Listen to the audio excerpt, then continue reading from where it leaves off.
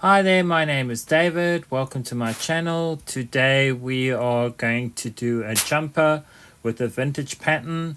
This vintage pattern I had done previously on a previous video, and I just thought I wanted to show you how this jumper would look if it had been done. There are some issues with the pattern, but so I thought I would share them and just to show you how it was made.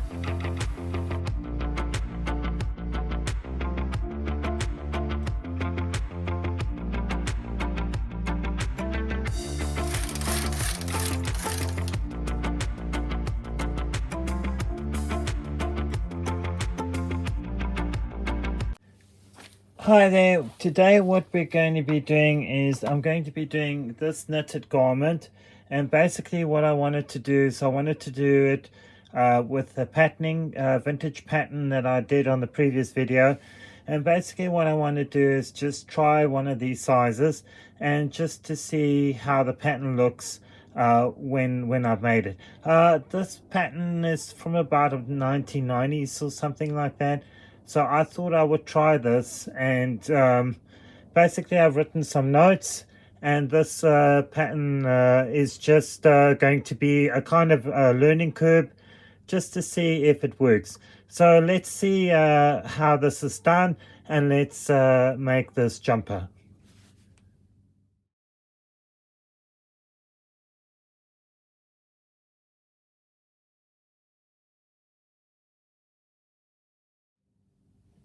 What I've done is I've already inserted the pattern that I'm going to be using, and now I'm going to select all the needles that I needed. It basically needs about 85 stitches on either side, and it's really quite simple. And so I will be sorting out these needles, and I'll be doing the row count, and I'll just be checking on how many needles I need, and I'm going to be doing a cast on.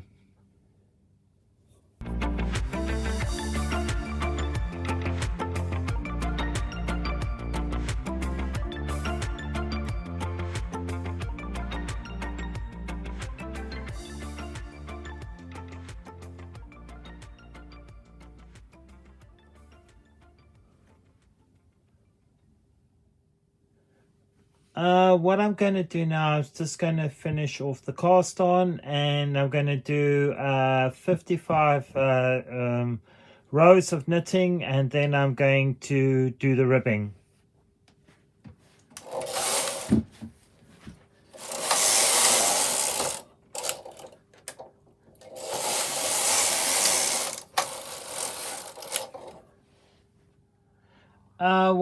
What I've done now is I've knitted 50 I think 53 rows, and I'm going to do another 2 more rows.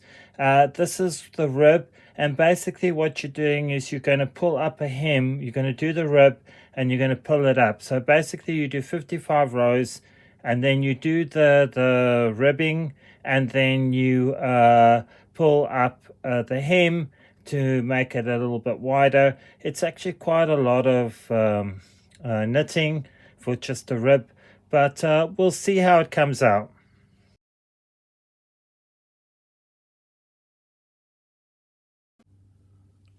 What I'm doing here now is I'm doing the ribbing, and basically it's a very long rib because you're going to take the ribbing and you are going to make a hem out of it. So this is what the pattern is asking for. And so I will be doing the ribbing by hand like this because I don't have a ribber for this machine. But I don't mind doing the ribbing. It is actually quite a bit of ribbing. As the pattern goes, I think you'll be doing a lot more time on the ribbing than you will be doing on the actual pattern work itself. This is, you just got to make time for it and to make it fit in how you want this to work. I actually like doing ribbing. It's actually fun for me. I find it really kind of relaxing, and I don't mind doing it at all. So that's basically how this ribbing works, and this is it looks a little bit more homemade, which I don't mind. And well, what I'm going to do now is finish the ribbing, and then we will look at the hem. And let's finish this and go to the next one. I finished the ribbing, and now I'm going to actually pull it up and hook it back on, and that's how this ribbing works. I'm going to do that, but what I'm going to do is I'm just going to hook it up on these actual ribbing sections first, and then I'll probably take another stitch on the end, but I'm not going to do the entire thing. It's just I just want to keep it kind of a little bit with gaps, because it'll have a little bit more stretch, and it should actually work much better with the knitting. What I'm going to do now is do the hem of this. So you've got to fold it in half. So basically what I do, I'll go from the inside and I correspond with the rib on the inside with the rib that is here. And basically I pick up a thread there, like so. And then basically I place that onto the needle like this. So there is a gap of 2 needles. But what I will do is I will come back and I will take one of those needles and I'll just hook up an extra part for the hem, and that should be fine. I don't mind if there's gaps in between, because it'll allow for a little bit more stretch, and it shouldn't really matter that I do needle for needle. So that's what I'll be doing, and let me just get this finished and then we'll have a look.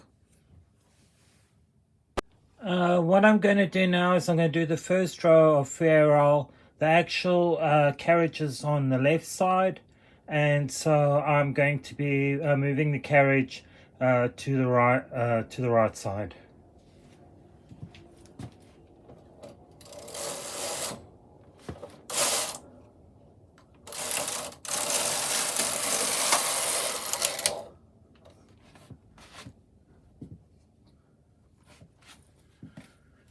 Now I'm going to just carry on with the knitting, and then that was the first row, so it didn't knit anything in it, so I will do the next row. Well, this is what I've done so far with this knitting pattern. I'm just going to knit 2 more rows just so you can see how it works, and we'll go from there. I just wanted to show 2 issues that need to happen that I've been working on. So let me do the 2 rows and then I'll show you the next issue.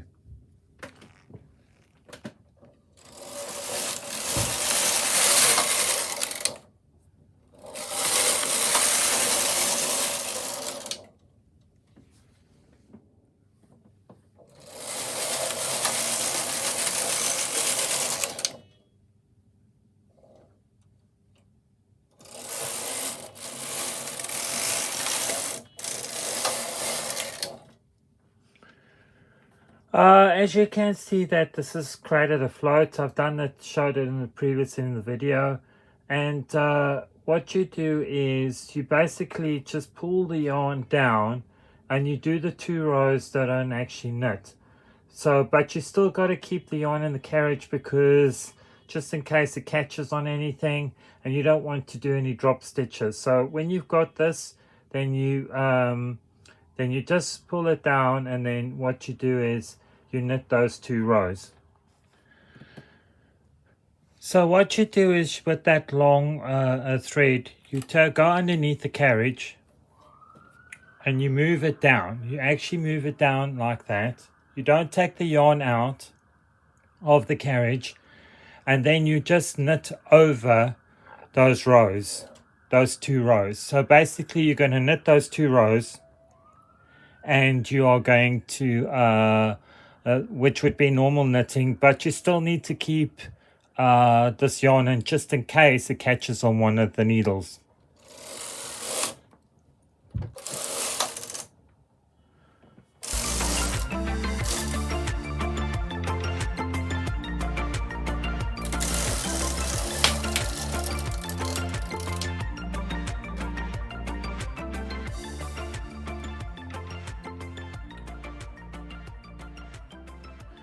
One of the other issues I had with the machine knitting was when I was finishing it off on the front, and this is one of the issues that happened.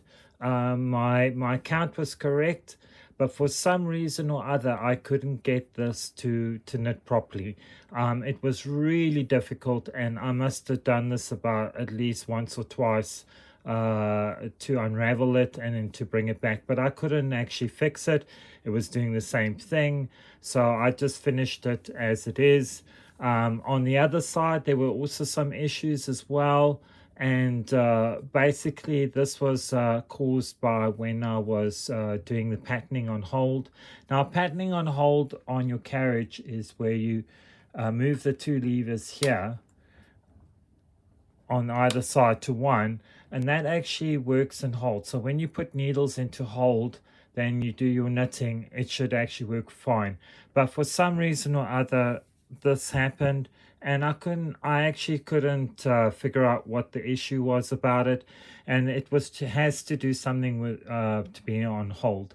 So what I would say is when you get to the patterning, you finish up to where you're supposed to change, where you do the shaping, and I would say actually put waste yarn on the edge and then recast it back on for those sections, and then you do your patterning that way, because that seems to work better. Also, when you do your patterning, you also put it into the middle of it, so you've got your zero, so you basically put it in the middle and you put it onto zero, and then you do your patterning from there, and that should actually work a little bit better. And you do the same for the other side. You just got to keep your row count correct and your pattern count correct, and that should actually work.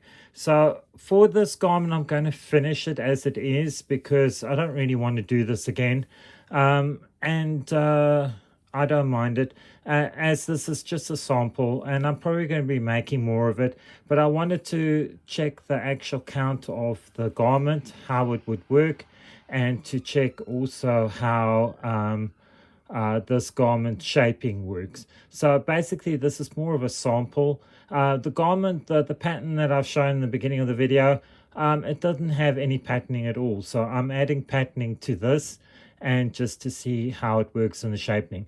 I will be working differently with this pattern. It came out really well, and I would like to make more of it. So I'm just going to finish this garment off, and then we're going to see the overall shape of how this garment works.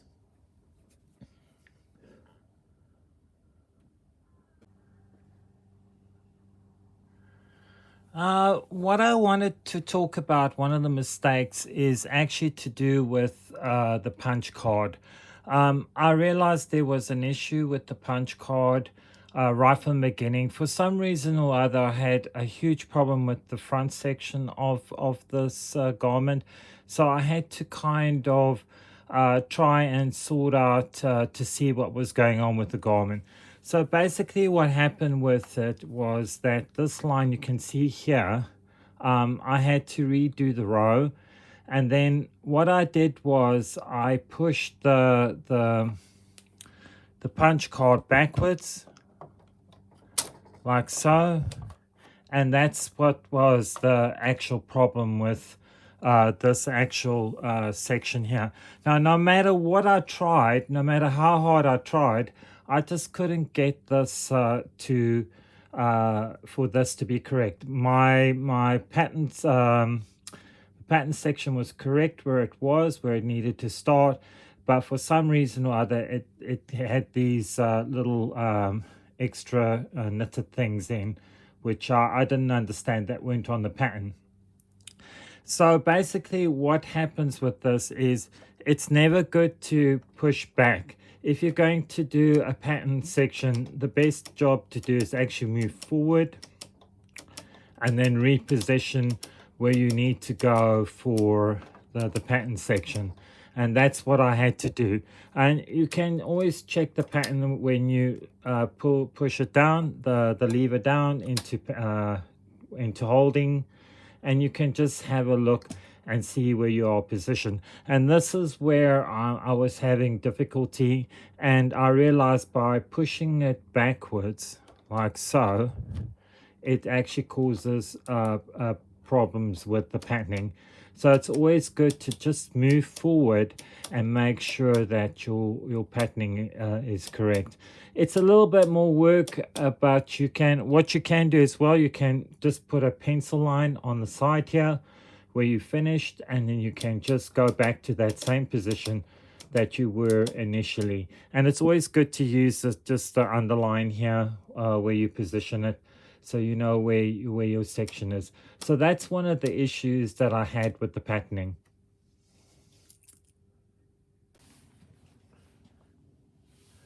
What I forgot to mention was actually doing the neckline.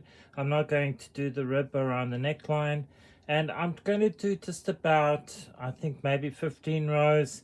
It's going to be very narrow. I did change the neckline a little bit to make it a little bit more wider, so it could fit over a bit better. So I'm only going to do about 15 or 20 rows. So I'm just going to have a look and see how it looks.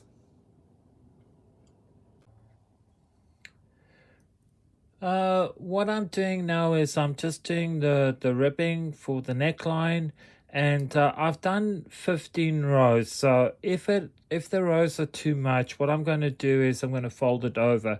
If it's not too much, then I'm just going to leave it as it is. And so I'm just going to have a look at it when I've done the actual garment to see what I want to do. So I just will be doing that. And so this is the final part of the knitting, where I'm doing the neckline. So I will be finishing this off and then going on to the last thing I need to do.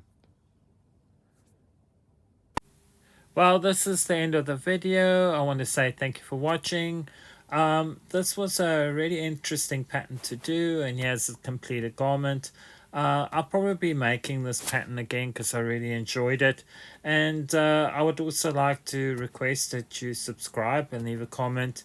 And I will be looking at the next project soon. I'm not sure what I'm going to do next. I'm thinking of maybe I'm going to do a lace garment. And this lace garment, I'm just going to check and see what needs to be done for it. I haven't done the lace work on this knitting machine, the 323, but I'll be doing it soon. So I will see you then.